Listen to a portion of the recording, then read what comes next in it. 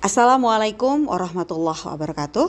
Perkenalkan, saya Mariani, calon guru penggerak Angkatan 9.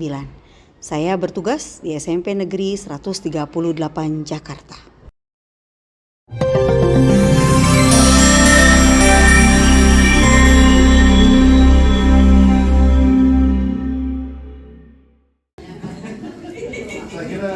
Bismillahirrahmanirrahim. Assalamualaikum warahmatullahi wabarakatuh. Yang terhormat Kepala SMP Negeri 138 Jakarta, Bapak Marsono IPD. Yang saya hormati Wakil Kepala Sekolah Bidang Kurikulum, Bapak Anggus Subarman IPD. Wakil Kepala Sekolah Bidang Kesiswaan, Bapak Dr. Andes Joko Hardono. Wakil Kepala Sekolah Bidang Sarana Prasarana Humas, Ibu Endang Sukeni MPD. Dan yang saya hormati serta saya banggakan Bapak Ibu Guru SMP Negeri 138 Jakarta. Alhamdulillah, puji syukur kita panjatkan kehadirat Allah Subhanahu wa Ta'ala atas nikmat yang diberikan kepada kita. Kita dapat melaksanakan acara diseminasi budaya positif. Perkenalkan, nama saya Mariani, calon guru penggerak Angkatan 9. Saya bertugas di SMP Negeri 138 Jakarta. Ya, itu foto saya. Ayo wanita. Latar belakang wanita. Latar belakang diadakannya diseminasi budaya positif karena menurut Ki Hajar Dewantara, sekolah merupakan atau diibaratkan seperti ladang atau kebun, di mana ladang itu merupakan tempat persemaian benih-benih tanaman. Petani dapat memperbaiki kondisi tanah dengan cara memberikan pengairan, memberikan pupuk, memberikan perawatan yang maksimal dan membasmi hama dan gulma. Tadi bahwasanya sekolah dianggap sebagai ladang atau kebun. Nah, benih-benih tanaman itu adalah siswa kita ya Bapak Ibu. Kalau kita mendapatkan bibit yang unggul, terus kita menanamnya di tempat yang kurang bagus, benihnya itu tidak mendapatkan perawatan dengan baik, tidak mendapatkan rasa kasih sayang, maka benih atau bibit yang unggul ini dia tidak akan berkembang dengan maksimal. Begitu juga kalau kita mendapatkan benih yang kurang baik, tapi kita memperlakukannya dengan luar biasa, kita menyayangi dengan sepenuh hati, memberi air, membasmi hama dan tanamannya, maka bibit yang tadinya tidak baik atau tidak unggul, dia akan berkembang secara maksimal. Nah, guru harus mengusahakan sekolah jadi tempat yang menyenangkan, aman, dan menjaga murid dan melindungi murid dari hal-hal yang tidak baik. Supaya apa Bapak Ibu? Supaya karakter murid tumbuh dengan baik sesuai dengan profil pelajar Pancasila. Lanjut, wanita. Nah, tujuannya dari diseminasi ini menumbuhkan budaya positif di sekolah dengan meyakini nilai-nilai kebajikan universal serta menciptakan murid yang memiliki disiplin kuat sesuai dengan profil pelajar Pancasila. Bapak Ibu, ternyata terjadi perubahan paradigma dalam pembelajaran. Mungkin zaman saya sekolah ya Bapak Ibu, saya mengalami beberapa kurikulum. Dari kurikulum 86, 94 ya Bapak Ibu, terus kurikulum 2006 saya sudah ngajar, 2004, 2006 sehingga kurikulum sekarang kurikulum merdeka. Apa perubahan paradigmanya? Perubahannya yang pertama, dulu kita tahu bahwasanya guru sebagai pusat informasi. Pengetahuan itu dari guru. Kita tahu segalanya. Anak itu cuma objek, duduk, dengar, diam, gitu ya. Itu paradigma yang lama. Paradigma yang baru bagaimana? Paradigma yang baru bahwasanya sekarang ini murid sebagai subjek dari pembelajaran. Murid sebagai subjek dari pembelajaran dan pembelajaran berpusat kepada murid. Kita guru fungsinya cuma menuntun. Ya Bapak Ibu, menuntut. Jadi nggak ada sekarang zamannya gue lebih tahu daripada lo gitu. Kita lanjut. Nah, ada miskonsepsi teori kontrol Bapak Ibu. Yang pertama adalah miskonsepsi tentang teori yang pertama adalah guru mengontrol murid. Ini kesalahan. Sebetulnya kita tidak bisa mengontrol murid kita. Contoh Bapak Ibu, saya punya murid, anak saya melakukan kesalahan, tadi bolos. Ketika saya tegur, terjadi perubahan. Tapi ketika saya lekah, dia melakukan kesalahan lagi, bolos lagi. Nah ini kan miskonsep yang pertama, bahwasanya kita tidak bisa mengontrol murid. Yang kedua, kritik dan membuat orang merasa bersalah dapat menguatkan karakter. Ini kesalahan yang kedua. Contoh,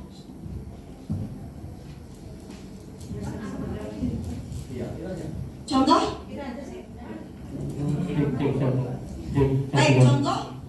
yang kritik membuat merasa orang bersalah dapat menguatkan karakter. Misal, ketika kita ada anak terlambat, kita menegur anak tersebut, kok kamu telat?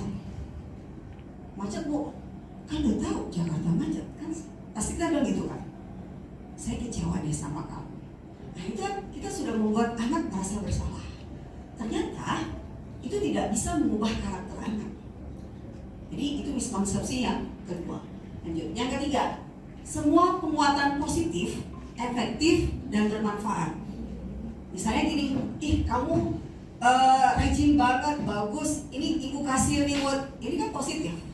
Tapi ternyata ini juga merupakan hal yang tidak efektif serta bermanfaat. Miskonsepsi yang keempat, bahwasanya orang dewasa memiliki hak untuk memaksa.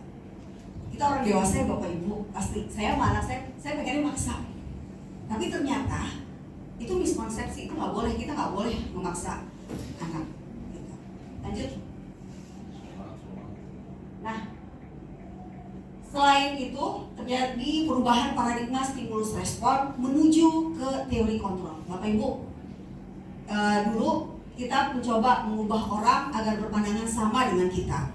Ternyata menurut teori kontrol, kita berusaha memahami pandangan orang lain tentang dunia. Stimulus respon yang kedua, perilaku buruk dilihat sebagai suatu kesalahan. Kita yakin pasti kalau orang melakukan keburukan itu sudah salah. Tapi menurut teori kontrol, semua perilaku pasti memiliki tujuan. Stimulus respon yang ketiga, orang lain bisa mengontrol saya. Menurut teori kontrol, hanya saya yang bisa mengontrol diri saya, atau hanya Anda yang bisa mengontrol diri Anda, bukan orang lain. Pemaksaan ada pada saat bujukan gagal. Menurut teori kontrol, kolaborasi dan konsekuensi menciptakan pilihan-pilihan baru.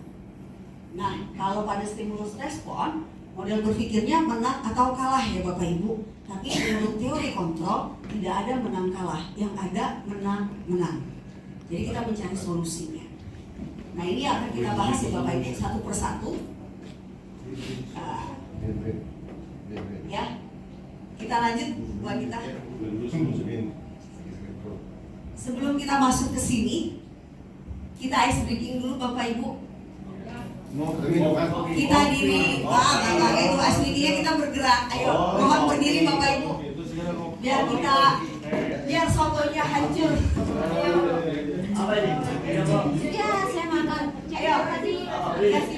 Asik.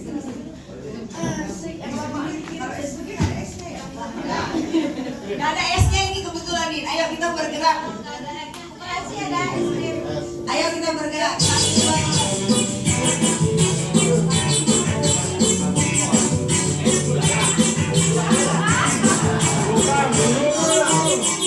Tangan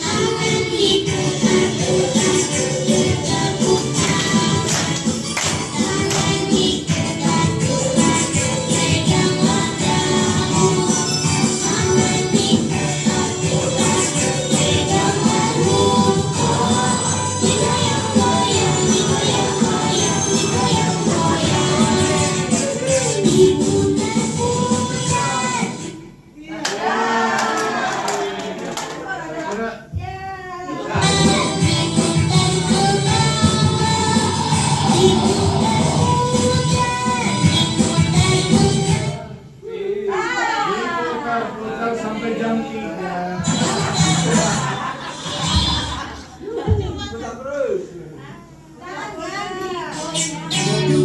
Ayo, ayo, goyang terus.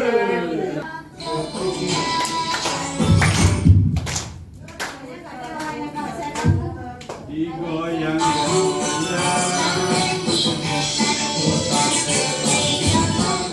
tentu goyang,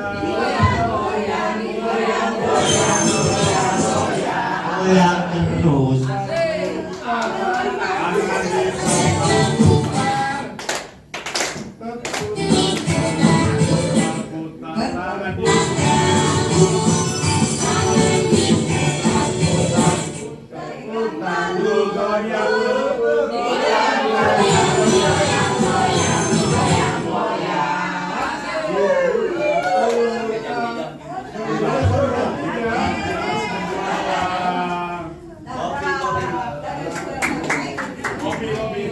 Tes.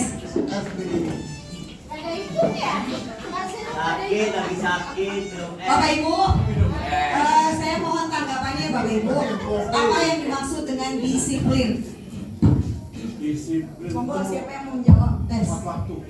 Disiplin. Apa yang Bapak Ibu ketahui tentang disiplin? Cek besar. Oh, Pak Jack. Monggo. Disiplin adalah suatu kata yang berarti adalah suatu tindakan yang mengikuti peraturan yang berlaku. Suatu tindakan yang mengikuti peraturan yang berlaku. Terus untuk Pak Jack. Ada lagi Bapak Ibu yang memberikan pendapat apa itu disiplin?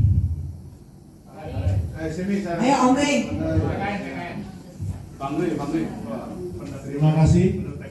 Menurut pendapat saya, disiplin itu adalah mengikuti kesepakatan yang sudah disepakati bersama. Contohnya misalnya disuruh Bu Yani, ntar jam 1 siang makan soto. Itu kan tepat waktu, jam 1 kita makan. Iya, Nah, disiplin. disiplin namanya. Makasih Bu. Terima kasih Pak. Kalau tadi menurut Pak Jai, disiplin adalah menghindari dari hukuman, ya Pak Jai ya. Kalau yang satu, disiplin adalah kesepakatan. Baik, Bapak Ibu, ini yang perlu kita luruskan. Apa itu disiplin? Disiplin berasal dari bahasa Latin disiplina, yang artinya belajar. Ya Bapak Ibu, aslinya adalah belajar. Disiplin diri ini merupakan tindakan yang dilakukan oleh murid-murid Sokrates dan Plato. Disiplin ini tentang apa? Belajar menggali potensi, ya, menuju sebuah tujuan apa yang akan dihargai. Tapi tadi sesuai dengan pernyataannya Bapak Jayadi, bahwasanya kita melakukan disiplin untuk kepatuhan. Nah ini yang berubah, ini yang bergeser Bapak Ibu, ya, membuat ketidaknyamanan itu dekat dengan disiplin. Ini pergeseran dari arti disiplin. Sedangkan yang dimau atau arti sesungguhnya disiplin itu adalah kita menghargai atau mencapai suatu tujuan mulia. Ya Bapak Ibu, jadi sudah bisa terbuka ya apa itu disiplin. Kita lanjut Bu Anita. Nah, disiplin ini tadi kita menggali potensi untuk mencapai nilai-nilai yang kita hargai atau kita tuju. Nah, nilai-nilai apa? Nilai-nilai yang ingin dituju oleh murid kita itu adalah nilai-nilai yang sesuai dengan profil pelajar Pancasila. Ada berapa dimensi Bapak Ibu profil pelajar Pancasila? Contekannya ada itu Bapak Ibu. Ada berapa Bapak Ibu? Ada 6. Apa aja? Beriman dan bertakwa, mandiri, gotong royong, berkebinekaan global, ya, kreatif, dan yang terakhir adalah bernalar kritis. Nah ini yang diharapkan kalau anak kita sudah memiliki disiplin positif, dia bisa meyakini dan mengamalkan nilai-nilai kebajikan yang bersifat universal. Kita lanjut. Bapak Ibu, ada teori motivasi. Teori motivasi itu ada 3. Yang pertama adalah hukuman, yang kedua adalah konsekuensi, dan yang ketiga ini adalah sesuatu hal yang baru bagi kita, itu namanya restitusi. Bukan restitusi, restitusi. Ya, kita lanjut Bu Anita. Tadi kata Pak Jai menghindari hukuman. Saya tanya sama Bapak Ibu, boleh ya? Kita kalau datang tepat waktu, tujuannya apa sih Bapak Ibu? Monggo saya minta pendapatnya Bapak Ibu.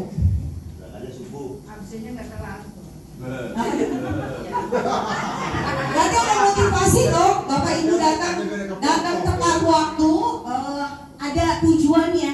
Nah, motivasinya masuk yang mana gitu? Gak kelihatan ya? Bagus. Anda benar. Biar gak dipotong gaji, berarti hukuman ya, menghindari hukuman. TKD, menghindari hukuman ya Bapak Ibu. Kalau kita datangnya telat, berarti TKD kita terpotong. Rumahnya jauh, jadi biar gak telat, biar gak macet. Biar sempat beli nasi uduk, biar aman dari segala efek daripada terlambat. Biar aman, biar aman. Nah Bapak Ibu, kalau saya lihat alasan-alasan yang diberikan oleh Bapak Ibu, apakah berasal dari diri Bapak Ibu pribadi atau dari dorongan dari luar? Dari luar, berarti masih bersifat motivasi eksternal. Ya Bapak Ibu ya. Nah, lanjut Bu Anita. Nah ini menghindari hukuman itu adalah motivasi eksternal. Ini nggak akan nggak akan berlangsung dalam jangka waktu yang lama. Ini sebentar. Ya udah, kalau kita misalnya nggak dipotong, udah. Yang penting mepet-mepet kan belum dipotong kan gitu. Itu motivasi eksternal. Nah dulu Bu Anita. Izin Bu ke belakang ya. Terus mendapatkan penghargaan. Biasanya kan kita suka ngasih reward ke anak ya Bapak Ibu ya. Ayo yang bisa mengerjakan tugas maju presentasi duluan dapat bintang dari ibu, kan begitu. Itu penghargaan, motivasi penghargaan. Ternyata itu sama, itu merupakan motivasi eksternal. Efektif, saat itu efektif, tapi tidak bisa berlangsung dalam waktu yang lama. Gitu. Nah yang ketiga, ini menghargai diri sendiri. Saya melakukan ini ingin menjadi seorang seperti apa? Misalnya, saya kan guru, saya ingin menjadi teladan bagi anak murid saya. Nah ini kan dari dalam diri kita Bapak Ibu. Dan ini malah yang lebih efektif. Ini berlangsung dalam jangka waktu yang lama. Itu ya Bapak Ibu ya. Kita lanjut. Apa bedanya antara hukuman, konsekuensi, dan restitusi? Oh, begitu aja tuh Bu Anita. Anak telat, Rois anaknya Ibu Anita telat. Jadi kalau kita ngasih hukuman, contohnya apa hukuman? Bacai.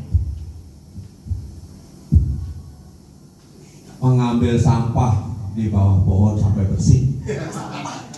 Gitu 200. Itu berapa? 200. Baik.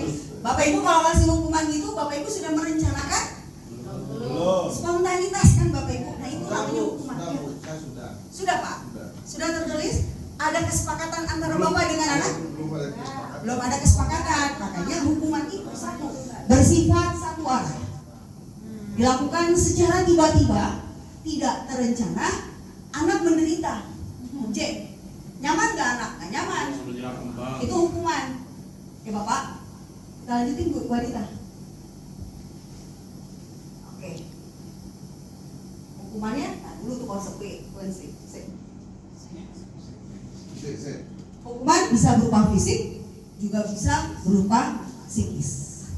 Kita lanjut ke konsekuensi. Konsekuensi. Nah, bedanya antara hukuman dengan konsekuensi. Konsekuensi itu sudah ada kesepakatan Bapak Ibu. Contohnya apa sih yang konsekuensi? Tata tertib yang dibuat oleh pihak sekolah dengan melibatkan orang tua. Senin anak suruh pakai baju putih biru. Kalau nggak pakai, konsekuensinya apa? Itu kan sudah tertulis. Ada kesepakatan antara anak dengan kita, dengan pihak sekolah.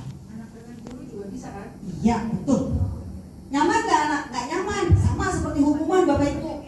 Cuma dia bersifat sementara. Gitu, ya Bapak Ibu ya. Terus, nah, ini yang bedanya. Apa namanya Bapak Ibu? Bukan prostitusi. Restitusi. Restitusi adalah proses menciptakan kondisi bagi murid untuk memperbaiki kesalahan mereka, sehingga mereka bisa kembali ke kelompok mereka dengan karakter yang lebih kuat. Restitusi ini merupakan proses kolaboratif yang mengajarkan murid untuk mencari solusi untuk masalah mereka dan membantu murid berpikir tentang orang seperti apa yang mereka inginkan. Nah, ini bukan saya ngomong ya Bapak Ibu, ini menurut Diana Gosen yang dituliskan pada tahun 2004. Ada berapa langkah ciri restitusi? Ada 9 Bapak Ibu. Yang pertama, restitusi itu bukan untuk menebus, namun untuk belajar dari kesalahan. Yang kedua, memperbaiki hubungan. Yang ketiga, restitusi itu merupakan tawaran, bukan paksaan. Yang keempat, restitusi menuntun untuk melihat ke dalam diri. Kelima, restitusi mencari kebutuhan dasar dan mendasari tindakan. 6, restitusi adalah cara yang paling baik. 7, restitusi fokus pada karakter bukan tindakan. 8, restitusi fokus pada solusi. Dan restitusi mengembalikan murid yang berbuat salah pada kelompoknya. Di video yang kemarin Bapak Ibu like, itu proses pengimplementasian dari restitusi. Jadi anaknya Bu Anita lagi, kenapa dia terlambat? Ketika saya menangani di gerbang, saya tanya kenapa Rois terlambat, cengar-cengir aja, senyum gitu. Nah, saya coba praktekkan restitusi ini, terbongkar akhirnya. Saya main game Bu, sampai jam 4 malam. Terus bagaimana? Ya saya mau menguranginya, tapi saya boleh tetap main game, katanya gitu. Jadi kan tadi ini tawaran, bukan paksaan. Ya Bapak Ibu ya, kita lanjut.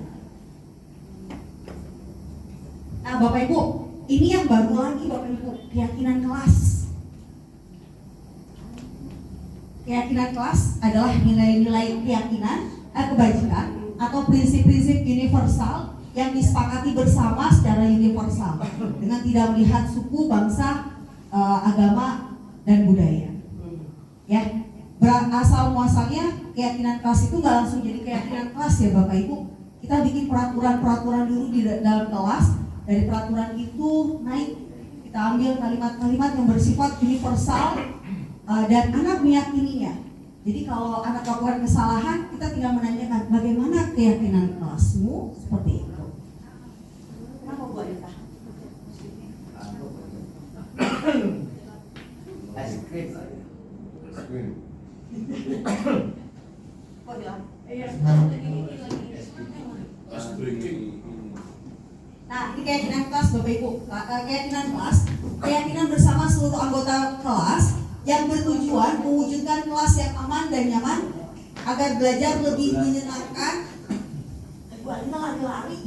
dan mudah dipahami serta dimengerti. Nah, kata Ki Hajar Dewantara, kalau kelas tersebut telah memiliki keyakinan dan anak-anak melakukan pembelajaran secara aman dan menyenangkan, maka di situ sudah ada kemerdekaan. Dimana kalau ada kemerdekaan, maka akan terbentuk disiplin yang kuat. Kalau disiplin yang kuat, maka motivasi untuk menjalankan nilai-nilai kebajikan akan berlangsung dengan lama.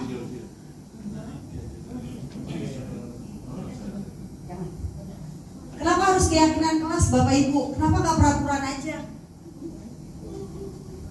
Ada yang bisa memberikan alasan? Ayo Pak Zai. Apa aja yang Besok dapat kopi. Ini hubungannya dengan motivasi Bu. Boleh, Pak. Kalau keyakinan kelas itu timbulnya dari dalam diri sendiri. Jadi sesuatu yang menjadi dari dalam diri sendiri itu akan menimbulkan motivasi yang lebih bagus daripada faktor eksternal, daripada yang tadi dibilang peraturan itu kan eksternal. Jadi motivasi yang dari dalam lebih bagus daripada yang eksternal tadi. Nah, tepuk tangan untuk Pak Jai, luar biasa. Karena saya baru ngomong sebentar, Pak Jai sudah mengambil intisarinya. Baik, terima kasih Pak Jai. Ya betul Bapak Ibu, Kenapa kita butuhnya keyakinan? Kalau keyakinan berarti berasal dari dalam diri kita, Bapak Ibu. Kalau peraturan motivasi dari eksternal, ya Bapak Ibu ya. Kenapa kita harus pakai helm kan gitu? Kalau misalnya kita cuma taat peraturan, ya udahlah, nggak ada polisi, kita buka aja tuh helm. Tapi kalau kita berpikir, saya buat menjaga keselamatan. Nah, keselamatan itu merupakan nilai-nilai keyakinan, gitu. Keyakinan dari dalam diri kita. Pakai helm, mau ada polisi, mau nggak ada polisi, saya tetap akan pakai helm. Ya nggak hitam kalau saya ikut. Oh gitu, jaga hitam. Itu kan motivasi dari dalam diri juga Pak, gitu. Keyakinan supaya tidak hitam. Arah perubahan. Ya Bapak Ibu ya. Kita lanjut Bu Anita. Nah, inilah Bapak Ibu. Berawal dari peraturan kelas, ya misalnya jangan datang terlambat saat belajar. Itu kan peraturan kelas ya. Tidak boleh ribut, harus tertib. Itu peraturan kelas. Nah, peraturan kelas ini berkembang. Kita ambil nilai yang kebajikannya, itu menjadi yang namanya keyakinan kelas. Kalau keyakinan kelas di setiap kelas ada dan itu dilaksanakan, maka akan jadi yang namanya lingkungan positif. Kalau lingkungan positif berarti kita dapat melaksanakan pembelajaran secara aman, nyaman, tentram. Anak juga semakin termotivasi untuk mengembangkan potensi dan minat yang dimilikinya. Nah, timbullah yang namanya setelah lingkungan menjadi positif, timbullah yang namanya budaya positif. Bapak Ibu masih semangat? Kayaknya udah pada ngantuk. Kopi break. Dulu. Bapak Ibu, saya punya dua gambar ya Bapak Ibu. Manakah dari statement, ya itu ada dua, kesepakatan kelas. Manakah menurut Bapak Ibu yang merupakan keyakinan kelas? Sebelah kanan siapa Pak Yani? Siapa ini? Sebelah kanan siapa Pak Yani? Kesepakatan kelas ya. Putih yang putih. Ini sama, ini juga sama. Sebelah mana Bapak Ibu? Oh, ada yang warna putih. Yang warna? Siapa yang jawab warna putih? Oh, Bu Reni, Pak Yani. Siapa yang jawab warna Bu Ani? Putih. Ya. Siapa yang milih warna hijau? Baik Bapak Ibu, yang jawab putih betul itu keyakinan kelas. Kenapa? Karena nilai-nilai universal. Bahasanya sangat simple ya Bapak Ibu, universal. Saling menghargai, semangat belajar, peduli dengan teman, itu adalah keyakinan kelas. Kalau yang ini masih peraturan ya Bapak Ibu ya. Menjaga kebersihan, datang tepat waktu, aktif dalam pembelajaran, itu masih peraturan kelas. Kita lanjut. Nah, ini akan ada waktu selanjutnya. Kita bikin ini keyakinan kelas. Kita akan membentuk komunitas nantinya. Ya Bapak Ibu, ada sedikit lagi sebentar. Jadi ada tabel T sama tabel Y ya Bapak Ibu ya. Nanti kita di pertemuan selanjutnya kita akan membahas tentang cara pembuatan keyakinan kelas. Oke, sekarang saya bagi 1, 2, 3. Iya Bu. Nih, saya mewakili. Siapa namanya dulu siapa? Saya mewakili Paris. Jalan Mewakili siapa? Paris. Muhammad Faris. Iya. Faris. Ya. Ahmad Faris. Ya. Ahmad Faris itu kan salah satu korban dari peraturan. Nah, salah satu korban dari peraturan yang selama ini kita ini taat dengan peraturan. Kemudian ini muncul dengan keyakinan. Saya bertanya Bu, apakah nanti kata tertib itu berubah menjadi bahasanya keyakinan ke depannya atau bagaimana? Apakah ini di kurikulum Kumer ya? Ini kan Kumer ya? Kumer ya. Maklum saya juga masih kurtilas. Ya, jadi saya bertanya apakah nanti akan diubah paradigmanya tadi ya menjadi paradigma positif itu kan berarti yang peraturan menjadi keyakinan. Apakah akan ke sana? Saya hanya bertanya itu. Terima kasih. Baik. Terima kasih Bu Wahidi. Saya ya Bapak sebentar. Ya Bapak.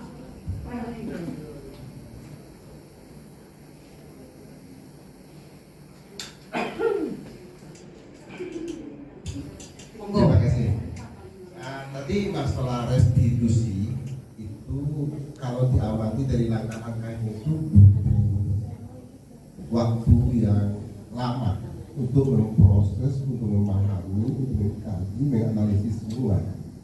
Sedangkan di dalam proses bagaimana pelanggaran, misalnya tadi disuruh misalnya hukuman seperti mengut sampah dan lain-lain, itu suatu spontanitas seperti itu. Ya, walaupun tidak disepakati dari berbagai hal, berarti tidak bisa mungkin seperti siswa kita yang banyak seperti ini untuk memproses sekian pun orang dan seperti itu gitu. Sehingga langkah-langkah itu mungkin dibutuhkan waktu dan perencanaan yang kuat untuk hal-hal seperti itu. Mungkin perlu dianalisis lagi. Baik, terima kasih Pak Iksan.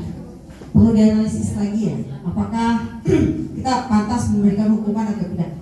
Baik, kayak Bu Wahyudi bilang, apakah peraturan itu nanti akan menjadi keyakinan gitu ya Bapak Ibu? Saya mencoba menjawab. Bapak Ibu, anak kita melakukan pelanggaran. Tadi kan di teori awal bahwasanya setiap orang, setiap perlakuan pasti memiliki tujuan. Anak kita melakukan pelanggaran berarti ada tujuannya. Nanti akan saya bahas ke kebutuhan dasar manusia. Ini akan berkaitan Bapak Ibu. Kalau saya jelaskan sekarang, kayaknya saya belum masuk materinya gitu. Bapak Ibu belum punya gambaran. Jadi Bapak Ibu, menurut Glaser, bahwasanya setiap orang melakukan tindakan ada tujuan yang ingin dicapai. Si Paris melakukan pelanggaran, berarti kan dia punya alasan tertentu, ada tujuannya dia. Terus apakah peraturan bisa menjadi keyakinan? Kemarin ini sempat ditanyakan Bapak Ibu, keyakinan itu kan kita dari tingkat dasar dulu nih Bapak Ibu, minimal kelas kita dulu kan gitu. Nah, kalau dengan sekolah kita hubungannya dengan konsekuensi, ya kan? Kalau kita bikinnya langsung keyakinan, kalau keyakinan di setiap kelas sudah bisa diterapkan Bapak Ibu, kemungkinan bisa peraturan itu kita ganti jadi keyakinan. Benar kata Pak Isan, ini butuh waktu yang lama. Makanya kita harus membudayakan dari sekarang. Itu Bapak Ibu. Kalau misalnya jadi tadi peraturan menjadi keyakinan, mungkin bisa ya Bu Wahyudi, cuma prosesnya mungkin agak lebih panjang. Tapi tadi waktu kemarin itu ada yang menanyakan seperti itu, dikembalikan lagi Bapak Ibu. Tata tertib boleh diterapkan. Jadi tetap paling tinggi adalah tata tertib sekolah. Gitu Bapak Ibu. Ada enggak trik? Ada.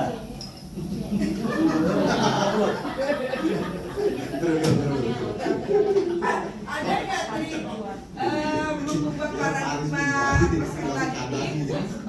mengubah paradigma peserta didik? Tadi kan kita mengarah ke keyakinannya, karena keyakinan itu bersifat dari dalam diri anak itu sendiri. Mungkin nanti kalau misalnya belum ditemukan ya tolong dicari. Sehingga ketika kita menerapkan peraturan di kelas, kan anak tadi tertekan yang bla bla bla gitu ya, kemudian akan menggali menjadi sebuah keyakinan. Ada nggak sebagai guru penggerak gitu, dan sebagai guru penggerak itu ada kiat khusus sehingga anak itu merasa tidak diintimidasi, tidak itu, tapi merupakan suatu keyakinan. Mohon itu. Jadi kami juga di sini ya oke lah, kalau teori oke, bahwa yang ini peraturan itu begini, keyakinan begini. Sekarang tuh yang saya cari itu, namanya saya kan masuk nol ya, umurnya. Jadi keyakinan bagaimana siswa itu menganggap bahwa peraturan itu menjadi sebuah keyakinan dan dia tanpa tadi disiplin itu kan adanya datangnya bukan dari luar tapi dari dalam ya. Nah itu yang begitu, mungkin langkah-langkahnya supaya nanti ada jadi begini, ada langkah-langkah atau trik-triknya dari peraturan menjadi keyakinan. Baik, baik, mencoba menjawab ya Bu Wahyudi. Semoga saya tidak lebih tahu, saya cuma sekedar tahu begini Bapak Ibu. sebetulnya pada kurikulum Merdeka itu ada yang namanya tes diagnostik. Jadi setiap di awal pertama kali kita mengenal murid kita harus melakukan yang namanya tes diagnostik. Kenapa kita harus melakukan tes diagnostik? Kita harus mengenali. Karena apa? Setiap individu dari anak kita ini adalah unik. Nah, kalau kita sudah mengenali Bapak Ibu dengan tes diagnostik tadi, oh di anak ini misalnya gaya belajarnya, minimal gaya belajarnya aja deh. Oh anak ini kinestetik, anak ini audio, anak ini visual. Kan dia gak akan mungkin bikin keributan kalau kita mengarahkan dia sesuai dengan gaya belajarnya. Tapi dia akan membuat masalah kalau dia merasa dia tidak nyaman dengan kondisi yang kelas. Pakai tadi, bagaimana kita menciptakan kelas yang aman, kelas yang nyaman, jadi dengan peraturan dulu lah tadi, peraturan di kelas. Dan itu tidak hanya satu orang, kita memberikan kebebasan kepada mereka untuk mengungkapkan pendapat.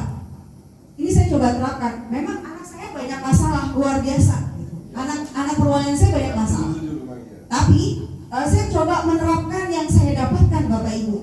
Tadinya saya pikir teori kali ya. Tapi saya coba terapin. Anak ibu, saya dengar dari guru begini saya jelasin. Ada prolognya terus ternyata, ya Bu berisik. Nah, terus bagaimana? Kalian maunya kemana? Belajar dengan tertib. Terus apa yang kalian yakini? Ya saling menghargai, saling menghormati. Jadi sekarang kalau saya nanya anak saya melakukan kesalahan, keyakinan apa yang kalian tidak jalankan? Kemarin Bu Tiara, anaknya main HP gitu.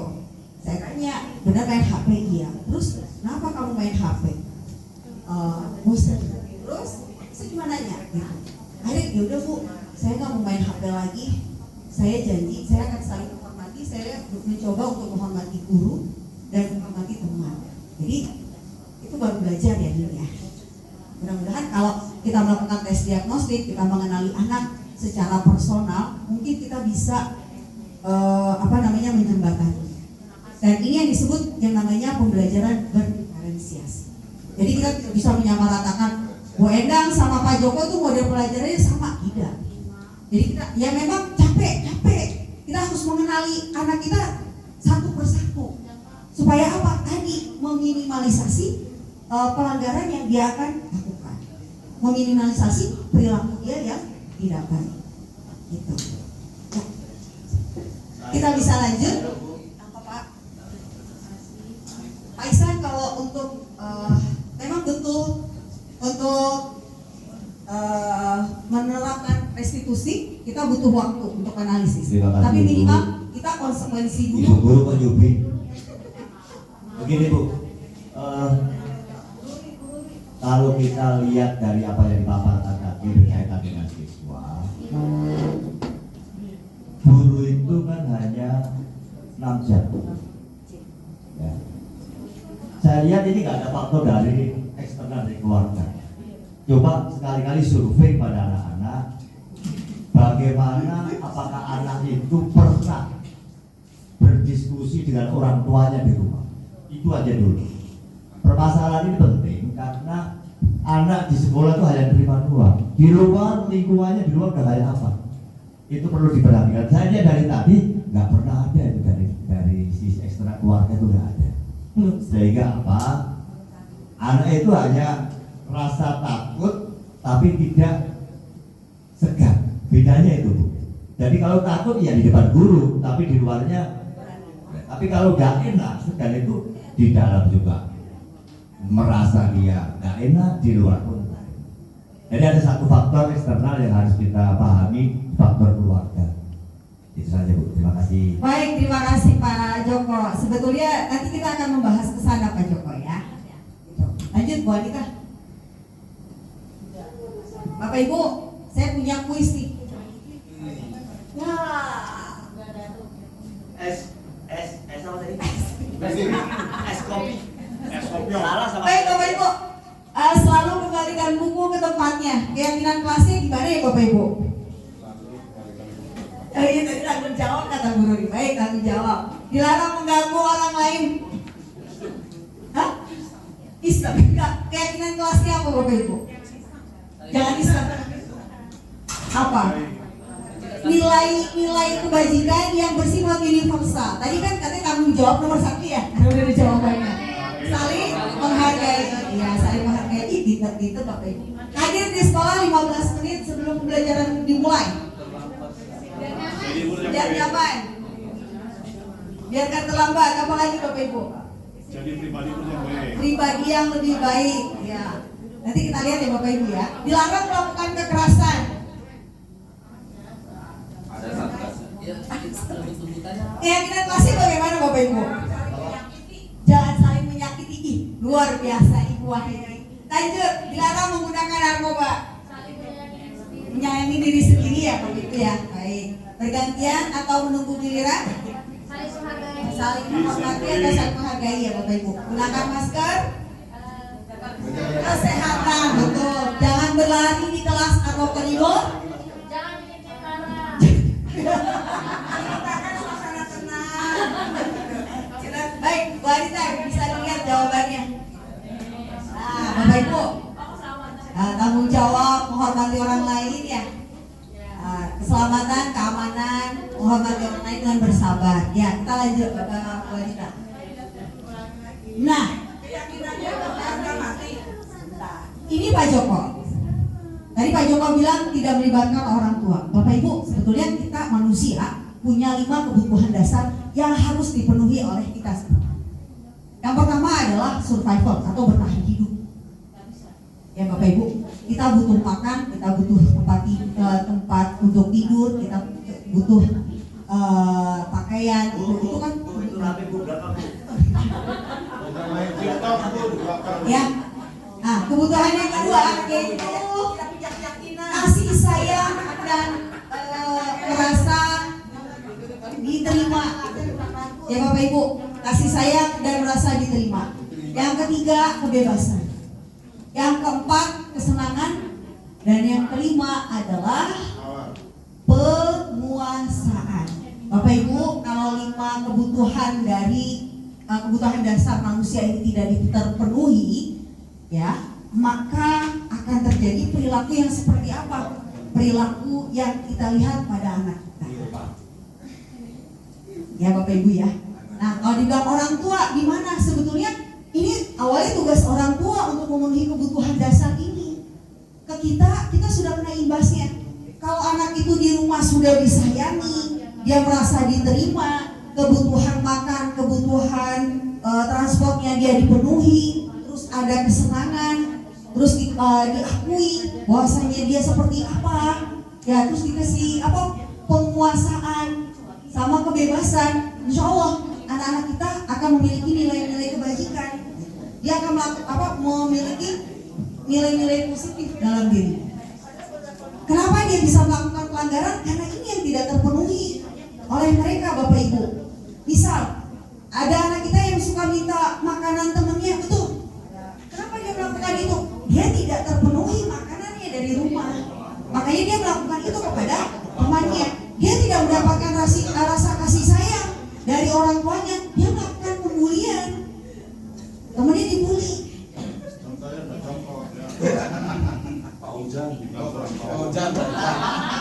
Padahal Fauzan tidak mendapatkan kasih sayang dari orang tuanya gitu kan. Nah, kesenangan, dia tidak mendapatkan kesenangan, dia mencari kesenangan dengan cara negatif. Itu Bapak Ibu. Ya Bapak Ibu ya. Sudah ya Pak Joko, bisa dipahami. Kita lanjut. Nah Bapak Ibu, menurut William Glasser, 5 posisi Kontrol. jangan presenting ya Bapak Ibu. 5 posisi kontrol seorang guru itu adalah yang pertama tadi kita bahas ke teori motivasi penghukum. Nah, ada guru yang berfungsi atau memiliki posisi kontrol sebagai penghukum. Contohnya apa? Pak Joko terlambat. Kenapa kamu terlambat? Kamu tahu masuk sekolah jam berapa? Lari 10 kali putaran. Kalau Pak Joko boleh, dia guru olahraga, dia masuknya konsekuensi. Betul Pak Joko, pemanasan ya. Tapi kalau saya anak terlambat, saya bilang kamu terlambat. Jam berapa sekarang? Jam 7. Kamu lari 2 kali putaran. Itu saya menghukum Bapak Ibu. Yang cocok push up. Terus apa? Bukan. Kalau saya kerjain matematika. Nah, baik. Yang kedua, posisi kontrol guru adalah membuat rasa bersalah. Bapak Ibu, bukan saya tidak melihat ke siapa-siapa. Mungkin saya pernah melakukan ini. Membuat rasa bersalah contohnya gimana Bapak Ibu? Kita deketin anak, pelan kita ngomong Bapak Ibu. Saya pernah melakukan ini. Kamu tadinya saya bangga loh sama kamu. Kamu pintar secara akademis, kamu luar biasa dalam segi minat dan bakatmu. Tapi hari ini saya kecewa banget sama kamu.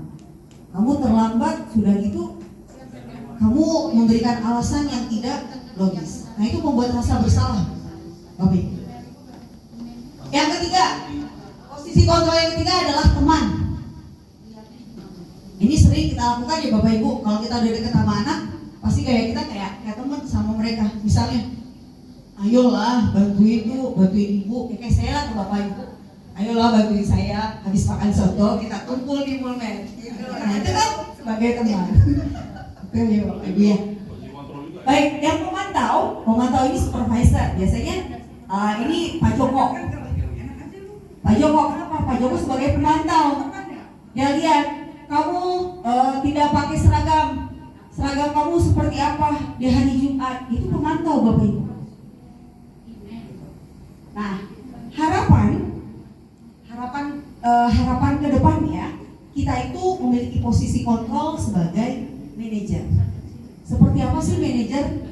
Manajer itu kita menggali Bapak Ibu. Anak-anak itu kesalahannya digali, ditanya. Jadi bukannya menyalahkan. Salah ya? Manajer, kita memimpin dengan menggali kesalahan yang dia buat. Lanjut Bu Anita. Lanjut. Next. Nah ini contohnya, ini contoh kalimatnya Bapak Ibu ya. Kelihatan ya. Kalau pemukul biasanya saya nunjuk nih. Ini gitu kan ya, menghardik, nunjuk, menyindir. Kalau pembuat rasa bersalah, ceramah, kecewa gitu ya. Ibu kecewa. Kalau teman, alasan. Misalnya perkataannya tadi saya ulang ya Bapak Ibu. Kalau tidak melakukan, awas ya. Nah itu penghukum Bapak Ibu. Kalau membuat orang merasa bersalah, kamu sudah tahu, ibu tuh udah lelah ngajarin kamu nggak ngerti. Kan bikin orang bersalah. Nggak boleh Bapak Ibu ya. Yang ketiga sebagai teman, ayolah lakukan demi aku gitu. Itu teman. Kalau yang pemantau, peraturannya apa? Jadi kita menanyakan ke anak, itu pemantau. Sedangkan yang manajer, kata yang paling diungkapkan sama si guru posisi kontrol manajer adalah nilai apa sih nak yang kamu yakini, kamu mau jadi apa sih nak? Nah, ya itu nggak boleh. Jadi harus dengan yang Boleh bawa pekanis ya Bu ya? Boleh bawa pekanis ya? nggak boleh. Jangan boleh makan ya. Nggak boleh. Bu Yani berarti kita harus jadi manajer semua dalam ini anak. Kalau bisnis seharusnya kita menjadi manajer. Manajer semua. Ya, posisi kontrol ya, Bapak Ibu. Kita lanjut. Kita lanjut. Oke, Bapak Ibu ada kuisnya. Siapa yang mau maju besok dapat ST? Saya kecewa sekali dengan kamu. Posisi kontrol apa yang ada di sini? Ya Bu Reni. Perasaan bersalah. Luar biasa, merasa bersalah. Kamu tidak pernah benar melakukannya. Posisi kontrol apa Bapak Ibu? Bu Reni? Penghukum. Ya, penghukum betul, Bu Reni betul. Ayo yang lain Bapak Ibu. Haikal Bu. Haikal jumpa. Ayolah, lakukan demi Ibu Bapak. Teman ya Bapak Ibu ya. Apakah kamu mau mendapatkan stiker bintang hari ini? Ayo apa yo? Pemantau. Ya, pemantau kemarin dapat ya besok. Bagaimana kamu bisa menyelesaikan masalah ini? Manajer, pintar, luar biasa. Kamu selalu yang paling terakhir.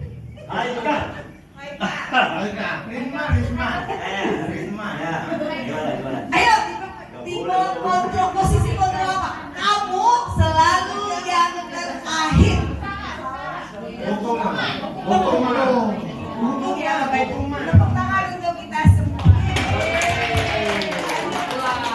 Terima kasih. Oh, belum. Dulu jawabannya.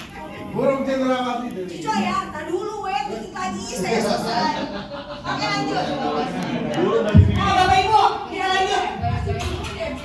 Karena guru sebagai manajer ya, harus manajer. Iya. Itu kan sifat yang 5 itu kan semuanya sebenarnya itu harus dilakukan oleh guru. Gak harus, Den. Gak Enggak, harus. kan itu kan yang dilakukan oleh guru. Kemudian guru harus bersifat seperti manajer guru. Kan katanya harus bisa seperti manajer. Nah, itu kan apakah bisa diterapkan dalam lapangan? Guru seperti itu, seperti yang tadi, nggak boleh bawa penggaris, nggak itu. Kan gimana itu? Harus bisa.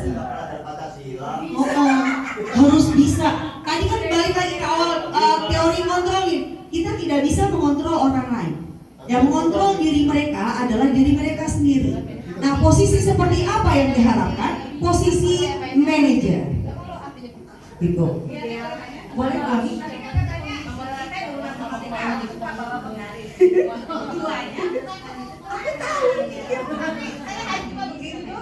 Aku tahu. Tapi pakai buat menggaris.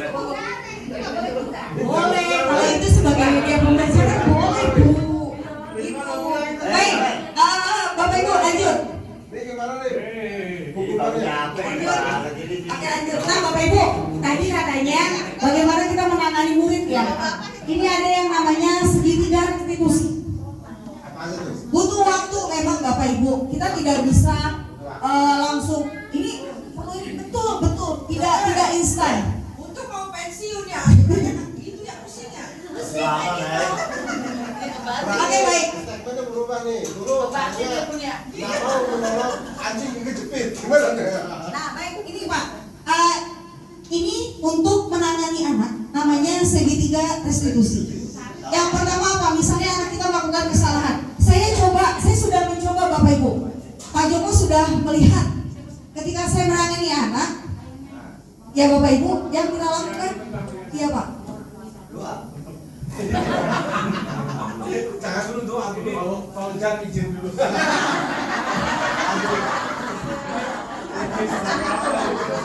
Ini Haris. Dan keluarin. Ya Pak. Kata B.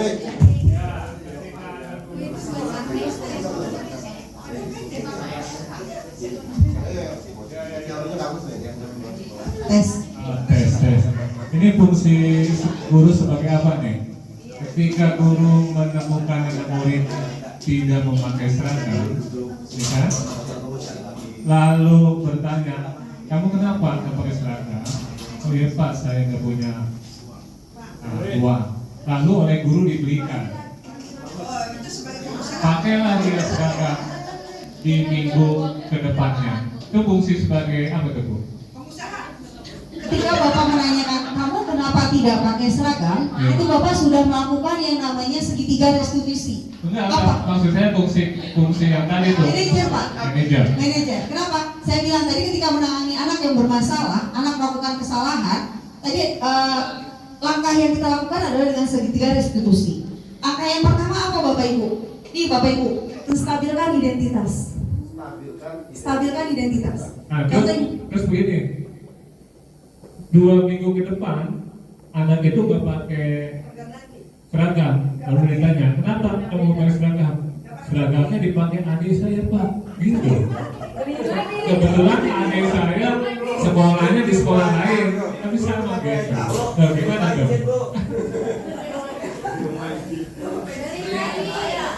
Gitu. Kalau nah, dia kan memberikan alasan tujuannya ya Pak ya. Sebetulnya tadi kita sudah melakukan yang namanya menstabilkan keadaan. Alasan kenapa kamu sadar kamu melakukan kesalahan. Sebenarnya bahasanya simpel ya Pak. Iya Bu, saya salah. Sebentar ya, azan.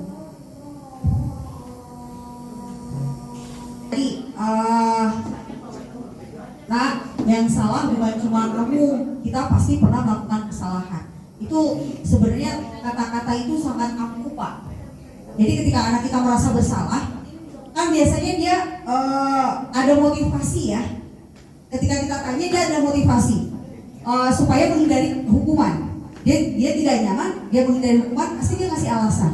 Tapi ketika kita memberikan ungkapan, nah yang salah itu bukan cuma kamu, kita juga pasti pernah melakukan kesalahan. Nah itu mulai mengunak biasanya anak, Pak, gitu. Jadi, nah setelah kita menstabilkan identitasnya, kita menanyakan yang namanya validasi tindakan yang salah.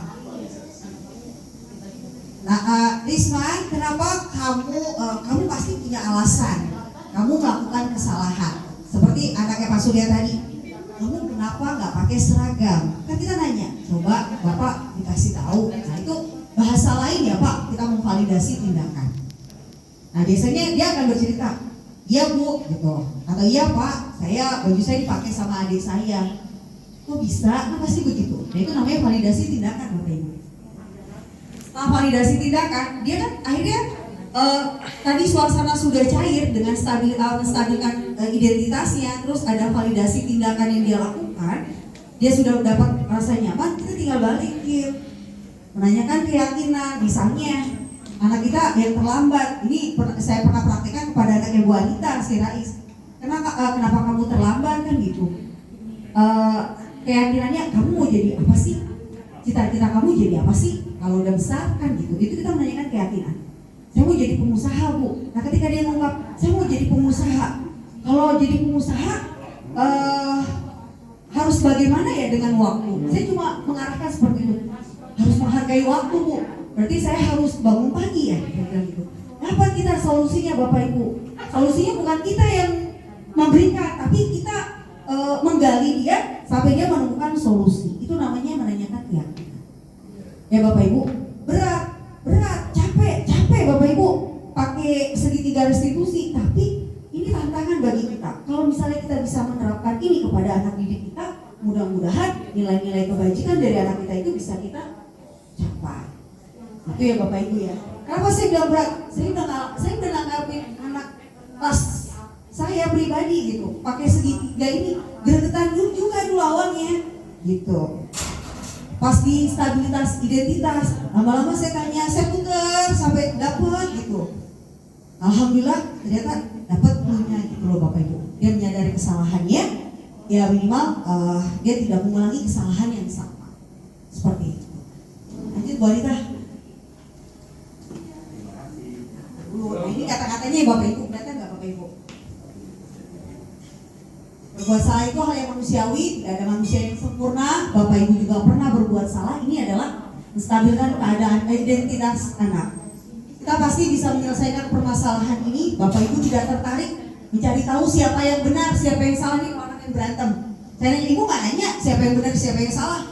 Sekarang bagaimana kita mencari solusi dari permasalahan ini? Ini udah kita menstabilkan identitas. Lanjut, Bapak Ibu. Yang kedua tadi validasi bisa. Ya, validasi kebutuhan. Biasanya guru berbicara seperti apa Bapak Ibu? Kamu bisa saja melakukan hal yang buruk, tapi kamu tidak melakukan kan? Itu. Ketika anak saya berantem, kamu pasti bisa lebih dari ini. Bisa patah tangan anak orang, tapi enggak kan? Itu udah validitas tindakan Bapak Ibu. Kamu pasti punya alasan melakukannya. Apa yang penting bagi kamu? Kamu boleh tetap berusaha menjaga sikap itu, tapi tambahkan sikap yang baru. Ini merupakan kualitas tindakan. Terus ada lagi, maukah kamu belajar cara lain untuk mendapat yang kamu butuhkan tanpa harus memukul? Nah ini kalau anak kita berantem ya Bapak Ibu ya. Nah, selanjutnya Ibu Anita.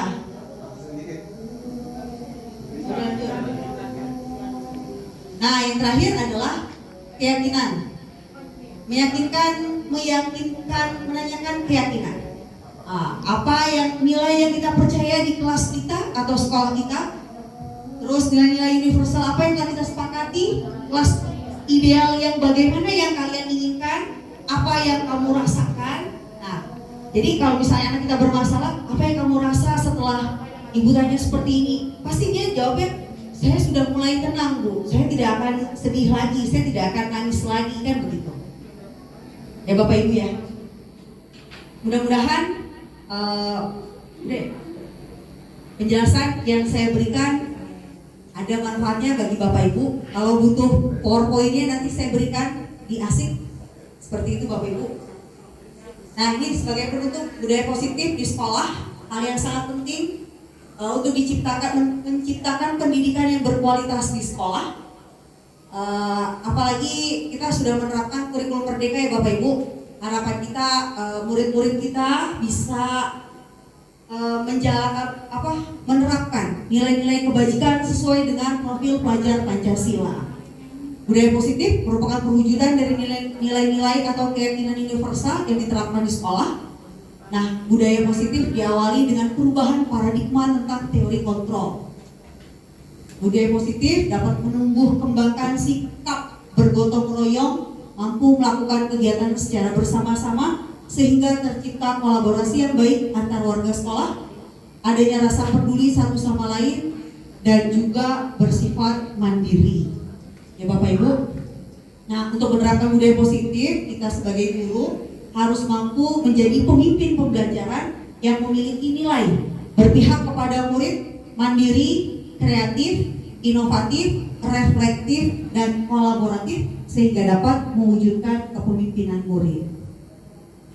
Itu saja Bapak Ibu paparan dari saya. Jika ada yang masih ingin ditanyakan, saya masih bisa menjawabnya. Jika tidak, saya tutup. Ada burung. Hah? Ada burung. Kalau burung kita burung cendrawasih sudah biasa Bang. Burung bergotok aja. Sudah. Ke Medan lewat Prapat. Tapi bahasan materinya dimasukin di PDPD. Siap. Ke Medan lewat Prapat. Mampir ke Brastagi. Terima kasih pada teman-teman yang telah merapat mendengarkan saya yang presentasi. Wassalamualaikum warahmatullahi wabarakatuh. Assalamualaikum warahmatullahi wabarakatuh. Saya Reni Fitria. Saya adalah rekan kerja dari Ibu Mariani dari SMP Negeri 138 Jakarta. Saya akan memberikan testimoni mengenai diseminasi modul 1.4 tentang budaya positif di kegiatan CGP Angkatan 9 oleh Ibu Mariani. Maka yang dapat saya simpulkan bahwa memang kegiatan budaya positif di sekolah itu memang harus dilakukan oleh banyak pihak, yaitu tidak hanya oleh guru penggerak saja, tapi dibantu oleh semua guru di sekolah tersebut mengenai nilai-nilai keyakinan universal yang dapat diterapkan di sekolah, kemudian perubahan paradigma pembelajaran yang dari paradigma yang lama berubah ke paradigma baru, yakni pembelajaran berpusat kepada murid. Kemudian murid juga harus aktif dalam kegiatan pembelajaran dan belajar tidak hanya pengetahuan. Kemudian ada lagi tentang miskonsepsi teori kontrol, dan kemudian disiplin diri dalam diri siswa sendiri dan juga guru dan semua warga sekolah. Kemudian nilai-nilai kebijakan universal, restitusi, dan kesepakatan kelas yang dibuat, dan itu adalah serangkaian budaya positif di sekolah yang bisa dikembangkan, dijalankan dengan sebaik-baiknya sehingga sekolah bisa menjadikan budaya ini adalah budaya kegiatan positif ini adalah budaya sekolah, sehingga siswa merasa nyaman, aman, dan senang belajar di sekolah SMPN 138 pada khususnya. Baik, terima kasih. Demikian testimoni saya. Wassalamualaikum warahmatullahi wabarakatuh.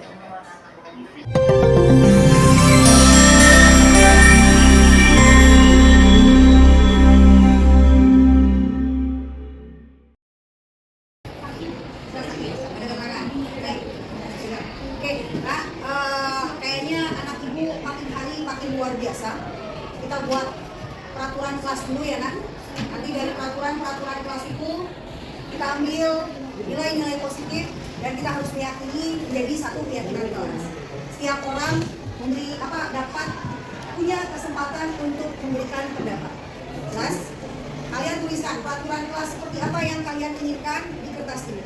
Jelas? Mana ya? Dibagi coba. Nanti sisanya bagi ini ya. Bagi ibu. Satu orang kertas yang bagian belakang. Ayo dituliskan kalian ingin apa? Bagaimana kelas yang kalian inginkan? Nanti kalian pakai di papan tulis. Ayo tulisin.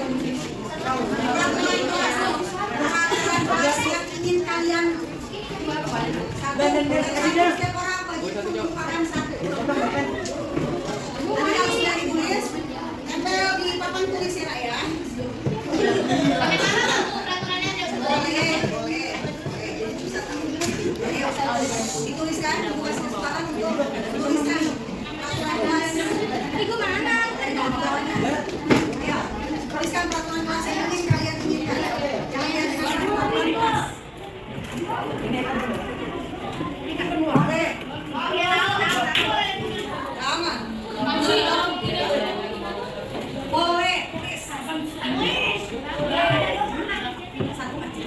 Setiap orang satu.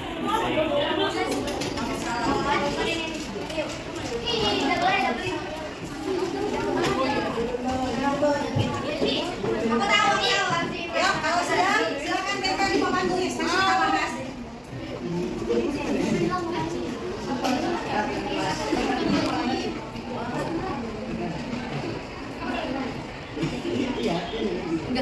Bayangkan kalian ingin kelas seperti apa yang kalian inginkan, yang agar kalian merasa nyaman, aman. Ayo taruh depan lagi Pak. Ayo tuliskan.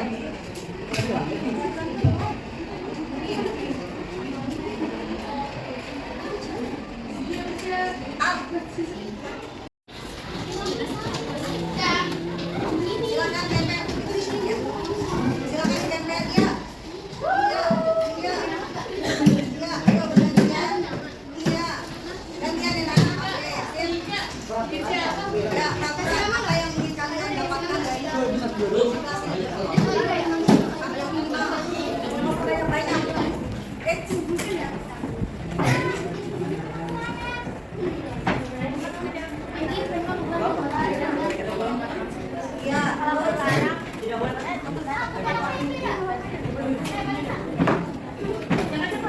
Tidak boleh pakai motor. Iya. Baru 15. Ayo. Begini. Ayo baru 15. Masih 15 orang. 15, 35 ya? 20 orang lagi. Ayo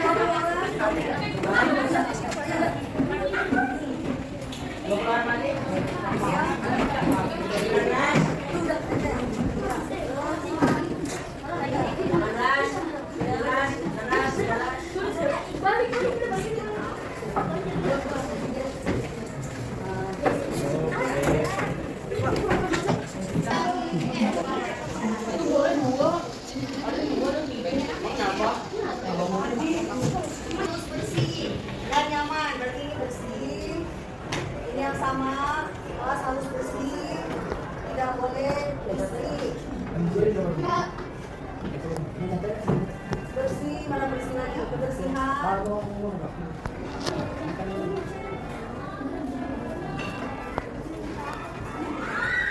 Bersih. Oke, ini ada keyakinan bersama. Menjaga apa nak? Kebersihan. Satu, menjaga kebersihan. Menjaga kebersihan. Baik.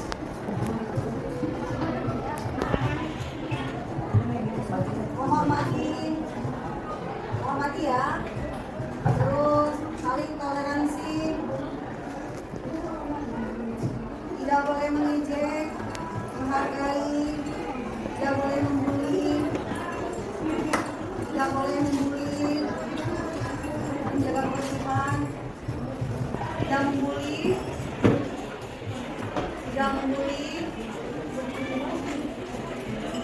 tidak mengejek,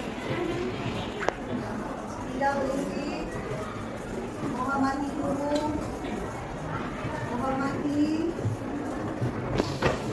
Oke, tadi dulu ya.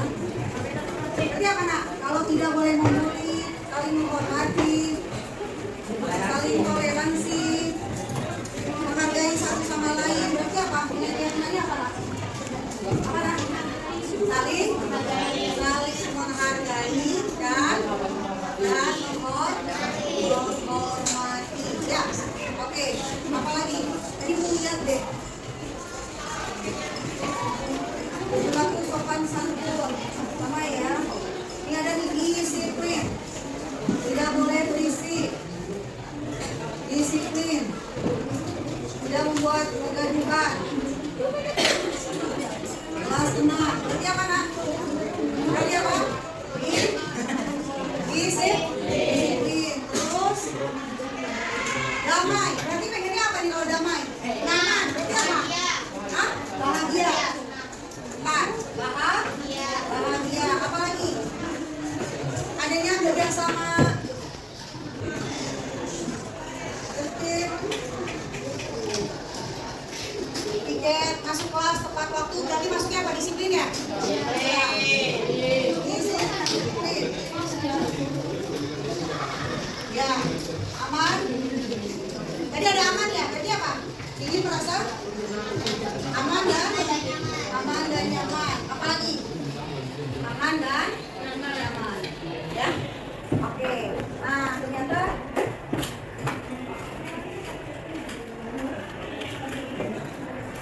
baik.